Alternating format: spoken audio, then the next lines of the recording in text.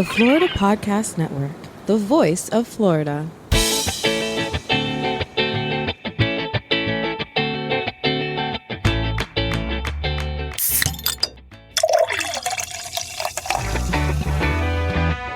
From Mallory Square in Key West to the Governor's Mansion in Tallahassee and all points beyond, you're listening to the Florida Beer Podcast, powered by FloridaBeerBlog.com, your source for all things related to the craft beer community in the Sunshine State.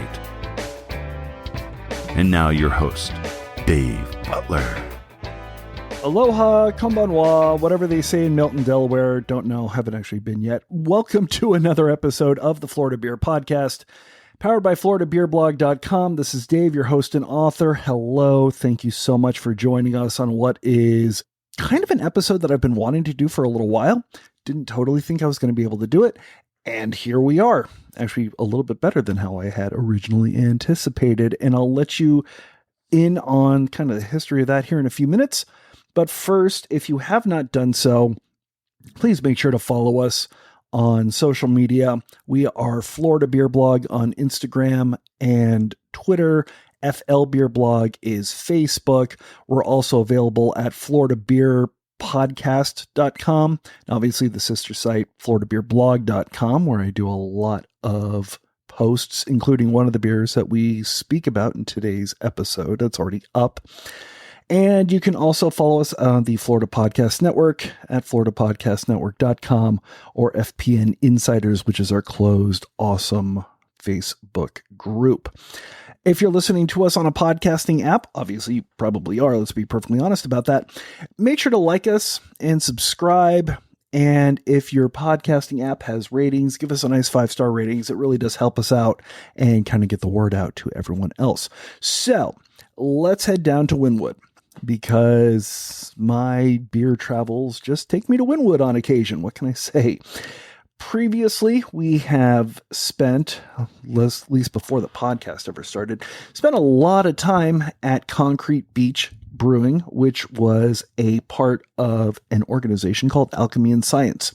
They were created by Magic Hat founder Alan Newman. And if you remember the Traveler shandies with the weird the face with the glasses and the handlebar mustache, that was Alan Newman. Literally, that's all he did. The funding came from Boston Beer Company. And eventually Boston Beer, after a couple of years and after their purchase of Dogfish Head, the much-lauded Dogfish Head, inventors of 60, 90, and 120-minute IPA and so on and so forth, decided to shutter the name Concrete Beach and reopened it as Dogfish Head Miami. Now, the system is the same. The building is the same. Obviously, there's a cosmetic overlay, so it doesn't look totally the same as it did when Concrete Beach was around. But you kind of get a feel for what they're doing. And they're also continuing the Concrete Beach promise, story, business model of, instead of creating the same beers that you can find in Delaware down here, this is its own beer styles, its own beer production, the only people that are canning the beers that they're releasing out in the market. And we were able to get a little bit of insight with that. Now, in terms of Dogfish Head, the person that you probably know is their founder and head spokesperson, Sam Calagione. He has been here on occasion, and producer Steve, I kind of was super jealous of him, was able to meet him and chat with him and his wife during Dogfish Head Miami's grand opening about a year ago.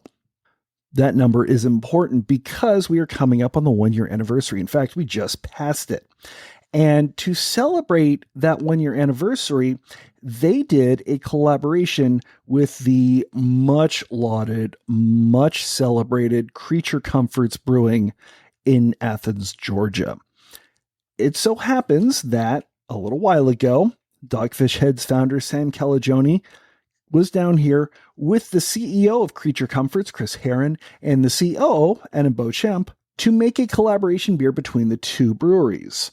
That was going to be, and will be once it is released, the big 1-year anniversary beer from Dogfish Head Miami. So I managed to not only sit down with Sam, but I also sat down with Chris and Adam as well at the same time. And since we were there talking about collaborations, we did an entire interview about collaborations. It's a major part of the craft beer industry. A lot of breweries love to do them. Some breweries don't do them at all. And some breweries, every week, they've got a collaboration being released with a different brewery. And not only are they talking about brewing with each other, but they've also had some interesting brewery collaborations, including one at Dogfish Head Miami with former NBA Miami Heat player Chris Bosh. When we sat down to do the interview, the Bosch Blonde was actually not due to be released until the next day. But of course, being Sam, he went and grabbed a 4-pack and opened it for everybody to enjoy. Producer Steve is in the background doing his producer duties. Wish I could have gotten him on the microphone, but whatever. Anyways, so we are going to sit down with Sam Calagione, Chris Herron, and Beauchamp from both Dogfish Head Miami and Creature Comforts Brewing. Enjoy.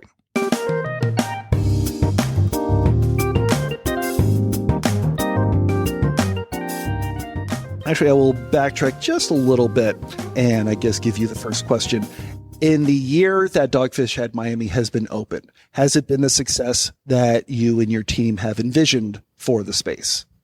Yeah, I would say here at Dogfish Miami, like our goals of what we want to really celebrate, like incorporating local fruit and the love of like creative art into the art of brewing in the heart of the, art district of Miami has been rewarding and exactly what we'd hoped for. Obviously, what we were not aware of when we went under construction was that we'd be doing so during a pandemic and opening during a pandemic. But I'm hopeful that we're through the heart of the pandemic and sort of the vibrancy of the neighborhood is picking up in concert with the vibrancy of what we get to make here at Dogfish Miami. Awesome. And so we're here for the 1-year anniversary, which is tomorrow, if I'm correct.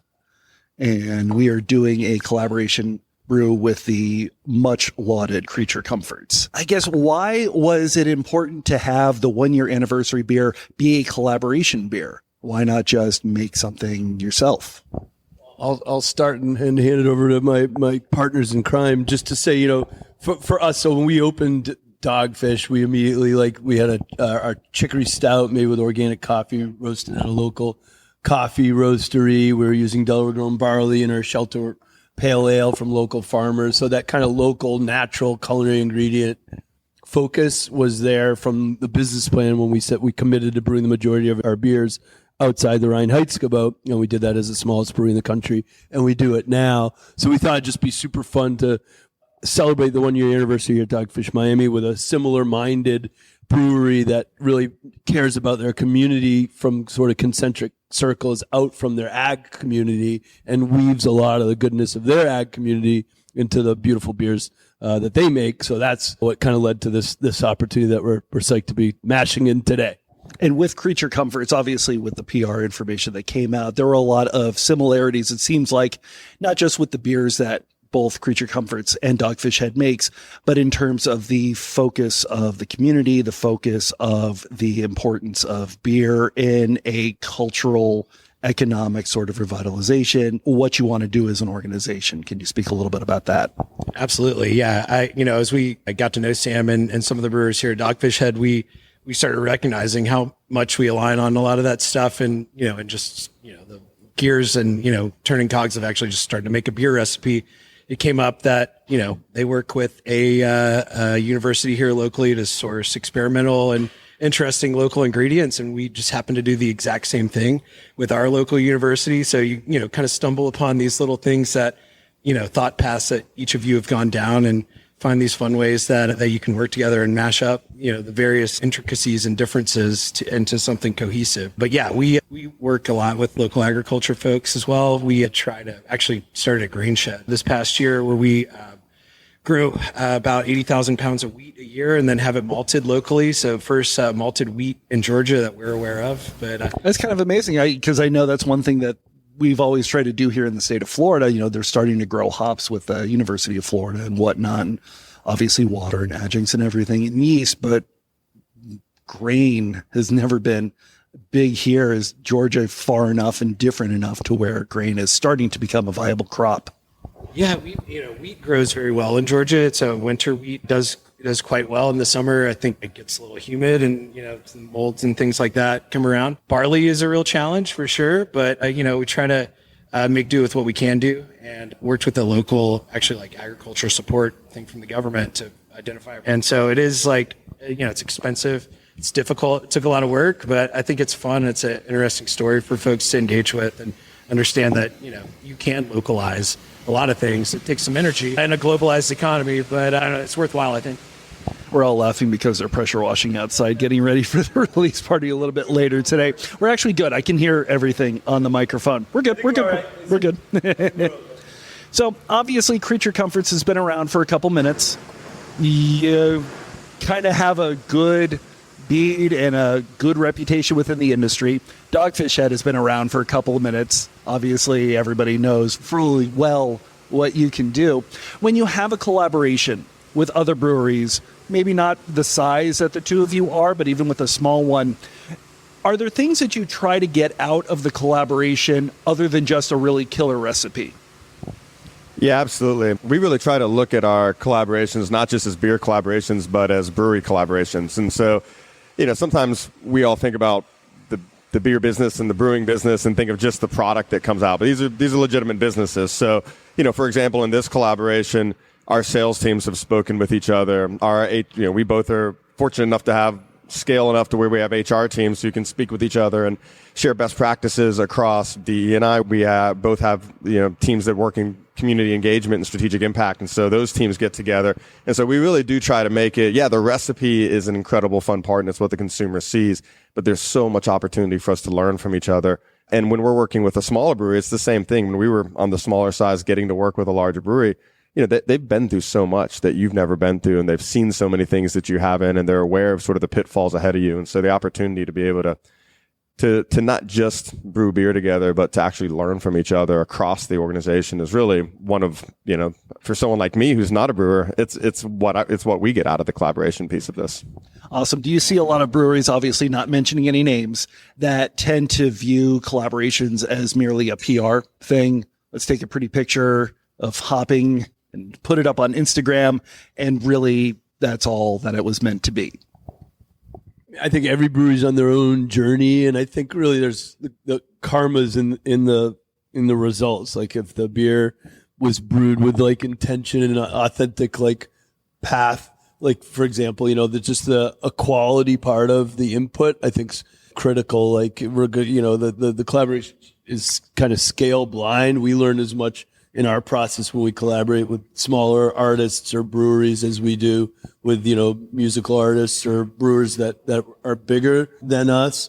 And even the financial model, we're always really careful to just say, let's do this together. And each brewery can brew their interpretation of that recipe at their own brewery, and they keep 100% of the revenue of the stream of whatever scale batch they want to do. And we keep 100% of that. We swap IP spit, try to equally on the packaging and to celebrate each other's brands. But then the recipe itself, it really, I feel, only karmically hits a sweet spot if it had equal input.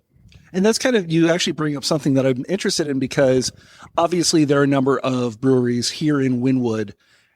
You wouldn't be able to bring them over, brew the beer on the beautiful system that we have behind us, and then just give them a keg. Obviously, there are laws here in the state of Florida that we have to attend to. You gentlemen, it's going to be even worse because you are now interstate.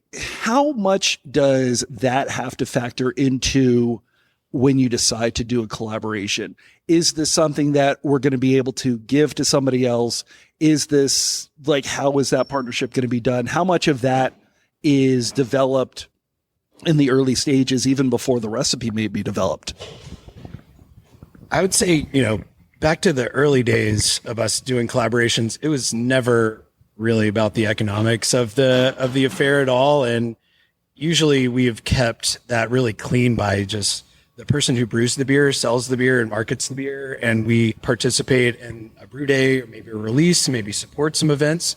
But in terms of selling the product, that never happens from, between breweries. Now, occasionally we will arrange a return collaboration.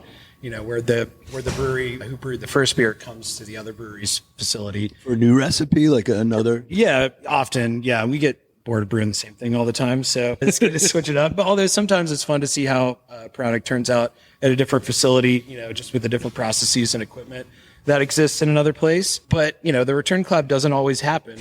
Really this is centered around the idea sharing that Chris was talking about, and getting to make a product is just something that I know brewers kind of do by reflex, honestly. Like when we get together, we feel like, yeah, let's like make a beer, right?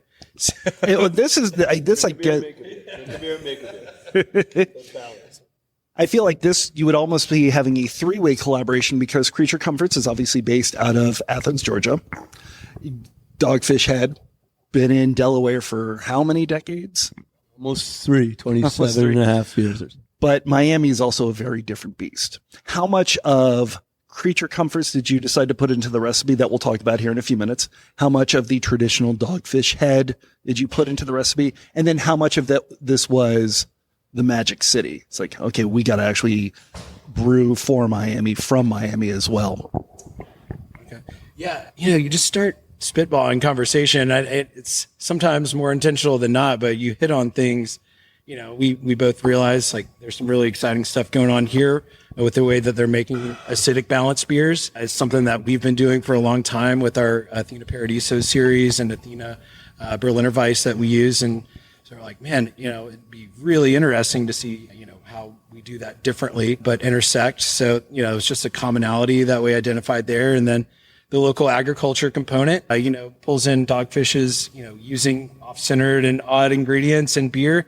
But in this case, we are in Miami, so absolutely, it's some local Miami ingredients combined with some Athens ingredients from a research laboratory that makes a particular blend of tea that's right down the road from us. So it's just trying to pull those threads in for a little bit of storytelling in liquid form, and yeah, hopefully at least you check a lot of those boxes along the way and make something that's compelling and delicious. Awesome. So we've danced around the question a little bit. Let's go ahead and dive right in. What exactly is this collaboration going to be? What are they brewing behind us? So it's called Guava Belly. And to Adam's point, we actually try to thoughtfully kind of a balance between the sort of off-centered culinary stuff we do in Delaware, our shared love of fruited sours and ingredients from both Florida and Georgia. And we do a beer called Sequench Ale. We've done sours that we've been distributing for a little over almost 2.5 decades now. And we have our own contraption that kind of in full scale called the quenching engine. We can produce really like perfectly calibrated, as you can see by the data board, acidified wort. So we'll be dosing some of that into this, but then leaning heavily on the tea that Adam and Chris can describe from their state, guava from ours. And what's really cool about this is leaning into the tartness that you'd expect from a sour fruited beer, but then also working with a local kombucha company to bring in that component as well. So we can talk about the tea. Yeah, for sure. Yeah, it's really exciting beer just thinking about it. It's going to be delicious. But yeah, the tea itself, we've got this place called U Garden. We're adjacent to University of Georgia. That would be YEW. Is it the tree? I think it's just U for university, actually. Oh, okay, gotcha. Yeah, so like UGA, U Garden. Oh, gotcha. So it's a large blend of a lot of different herbs and things that they grow there for research purposes.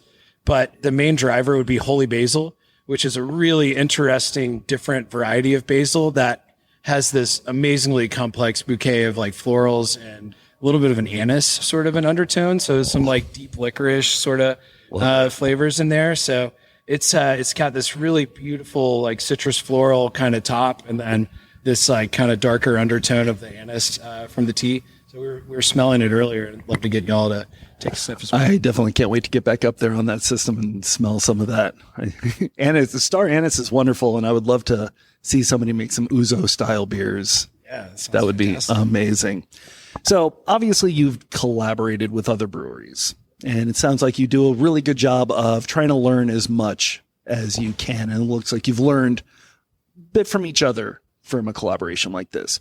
Do you think that it's healthy for a brewery to be collaborating with other breweries, not just chatting at, events, but actually getting into the brew system, kind of getting down and dirty to really learn that way?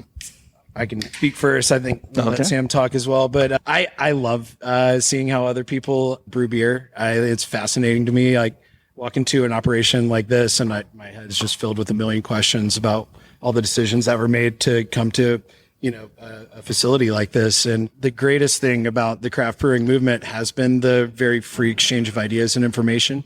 And I believe it's something that is really critical to the success of a craft beer that we maintain and foster ongoing. So I think it's incredible to be sharing this stuff and learning from each other and making each other stronger. And it's one of my favorite things I get to do. Awesome. I'd echo that. Like, we got to do a collaboration with Sierra Nevada like 12 years ago, and we designed the beer to be at its peak when my daughter, who's the youngest of the next generation of our kids and Ken Grossman's kids, turns 21. She goes to the University of Miami. She's going to, in a year and a half, she's going to drink her first beer. Nice. That's going to be awesome. I wonder where that's going to be poured from. And but doing that collaboration with Sierra, it was cool. It was the first collaboration they'd ever done. That warmed our heart. But what was cool is listening to Ken and his wife talk about them visit Anchor Brewery in San Fran when before Ken opened. He was a bike mechanic, home brewer, and just how welcoming, Fritz Maytag was. Open his door when they would outgrow equipment. They would say, "Hey, Sierra, we outgrew this little steam boiler or kegger," and helped each other grow. And that's kind of the baton we're all literally passing from Fritz as the first to Ken in 1980. And that's the magic, because collectively, Dogfish is part of the biggest craft brewers, indie craft brewers by definition of our trade group in the country. These guys are certainly top 100, but there's 10,000 of us, and I think all 10,000 of us equal like 14% market share. And that's still pretty fucked up in a country that 10,000 craft brewers still are the vast minority compared to international groups that are the vast majority. So we hope we keep doing this community the good service of working together and focusing more on collaboration than competition. I might just add, I think realistically, the spirit and the process of collaboration is, I think, one of the things that has allowed craft beer to have the exponential curve that it has. If each of us tried to learn everything all on our own, it would take so many repetitions and so many processes to ever get better. But because of the collaborative spirit of craft breweries, you've just got this collective power, right? And it just has, I think largely been why we've seen the American beer industry take over as sort of the creative force in the world when it comes to beer. Awesome. And obviously you're collaborating with much more than just breweries. I openly despise you because you got to do a collaboration with Run the Jewels. I guess when it comes to collaborating with a non-brewer, to start off with, what do you have to do? Is there a little bit of an educational process? Okay, I know that you've had the macro from the shelf at the grocery store.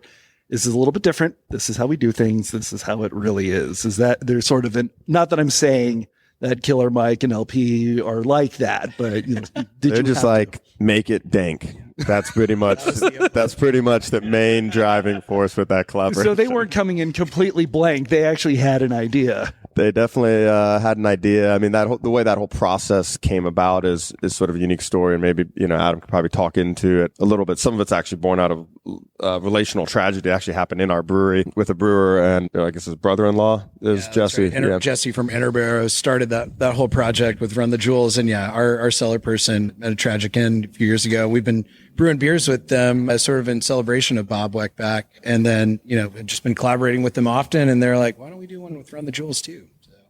So we were like, that sounds freaking amazing. And then, the process is, I think it's probably different, with every single group and where that level of engagement is. With somebody like them who's traveling worldwide doing shows, getting them there on a brew day is pretty much impossible, but getting the opportunity to have a call and just hear the way that they're thinking, even working with their art team to do label design. And, we learn a lot from just how they think creatively. Again, outside of just how to make beer, again, the business side of how they go and operate their business and how they think about things and market and promote and use their social and their influence. Again, there's so much to learn in these collaborations beyond just, hey, how do we make a beer together?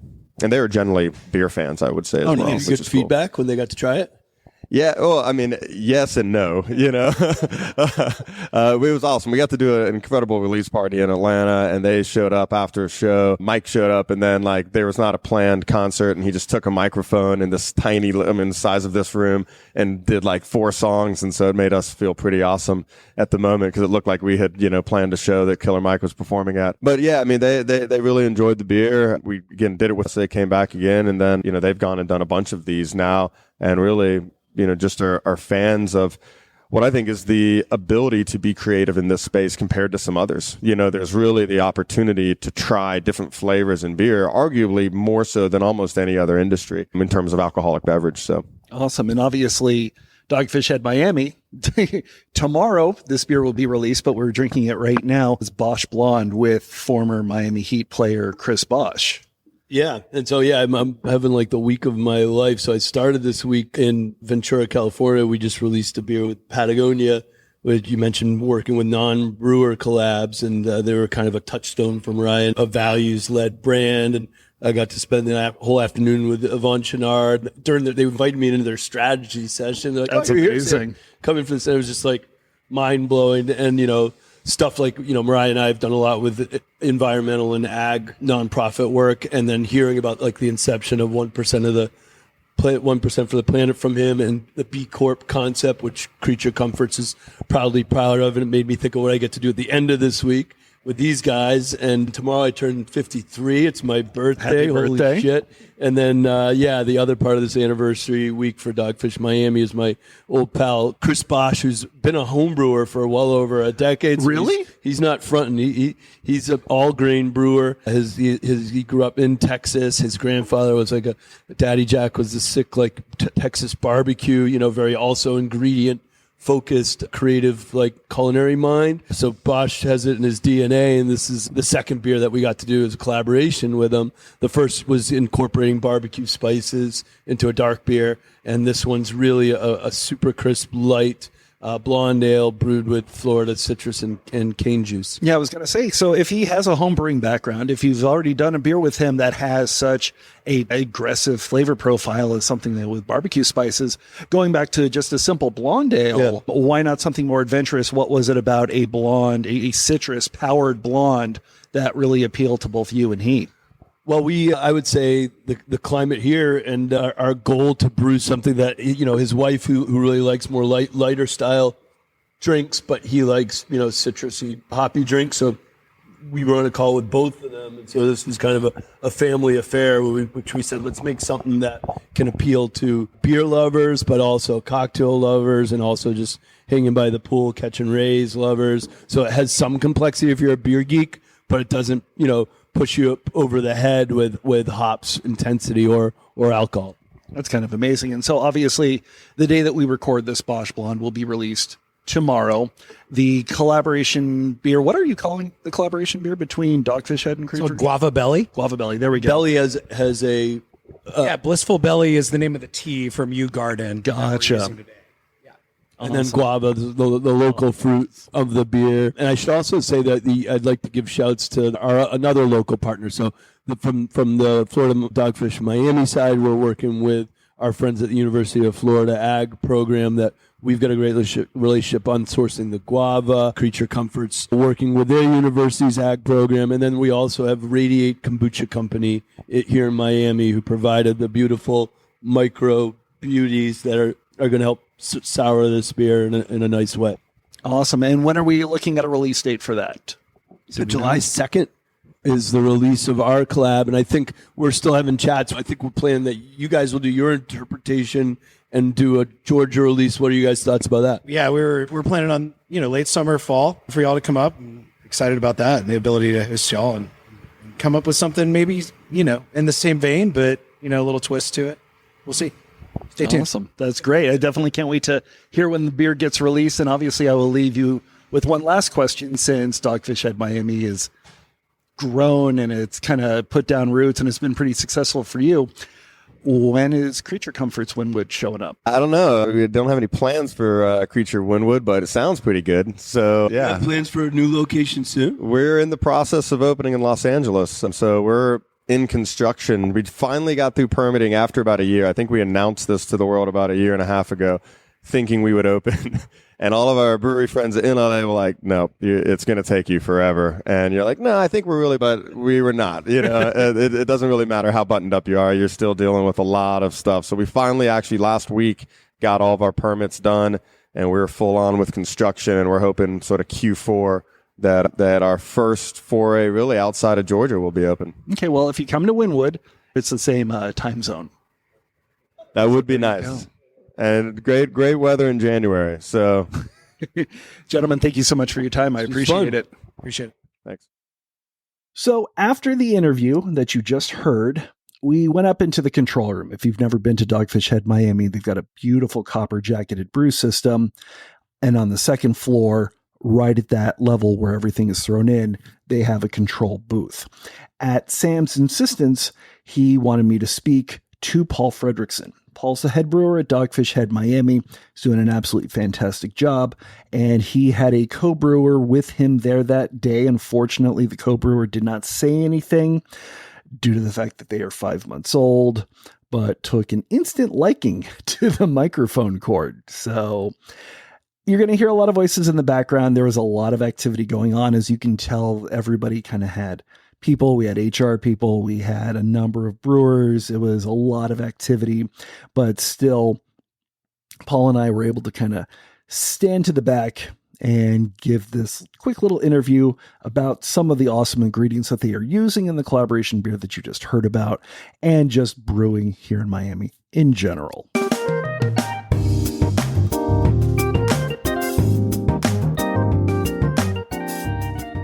So we heard the background. We heard a lot of the recipe, or a lot of the ingredients that are going in.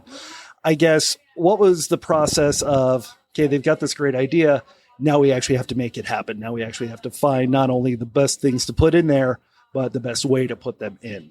Right. So, I mean, it's been collaborative the whole time. We've had a number of phone calls with the Creature Comfort guys, and just kind of they've worked with these tea blends before. So for me, we haven't done that here. For me, it was just asking, what their experience was in terms of at what point in the process to put it, how much, and we took those recommendations.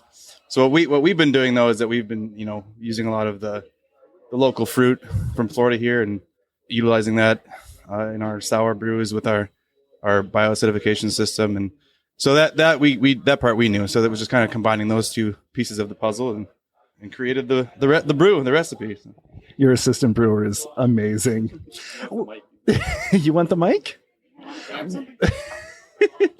When it comes to sourcing the ingredients, especially the fruits, especially from local growers, is there a certain sort of excitement that they get when they know that it's going into beer as opposed to just a restaurant or some sort of standard usage?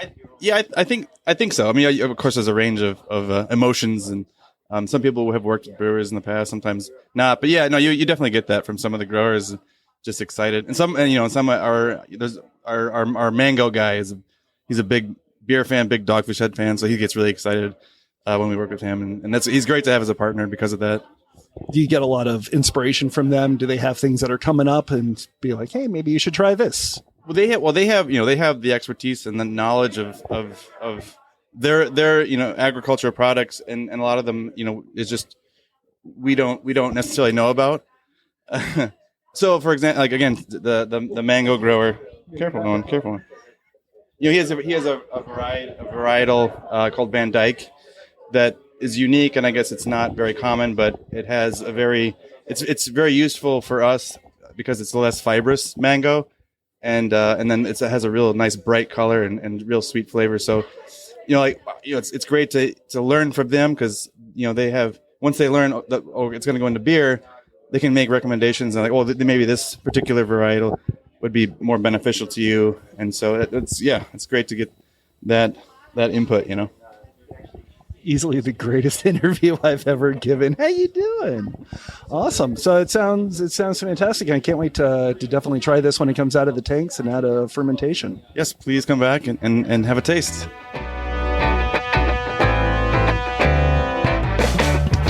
All right, so that is it for this awesome episode. Obviously, once this beer gets released finally, hopefully, producer Steve and I will be making a special trip down to Wynwood to check it out. Once we do, you'll definitely see that information show up on our social media feed. So if you could please make sure that you are following Florida Beer Blog on Instagram and Twitter, or FL Beer Blog on Facebook. Also make sure to follow the Florida Podcast Network at all of those and more, because the network is fantastic. We've got a great 2-part episode coming up starting next week, and they've had this in the can for a little while, and I'm excited for you to listen to it because we are heading back to the Miami-Dade city of Hialeah. In the meantime, thank you so much for listening to the Florida Beer Podcast. This is Dave, your host and author. Executive producer is Jemmy Lagonier. Our field producer is Steve Picala. Intro announcer is Jeff Brozovich. Executive producer and Grand High Poobah is Jemmy Lagonier. Thank you so much. We will see you next week. Have a great rest of your day and drink Florida Craft.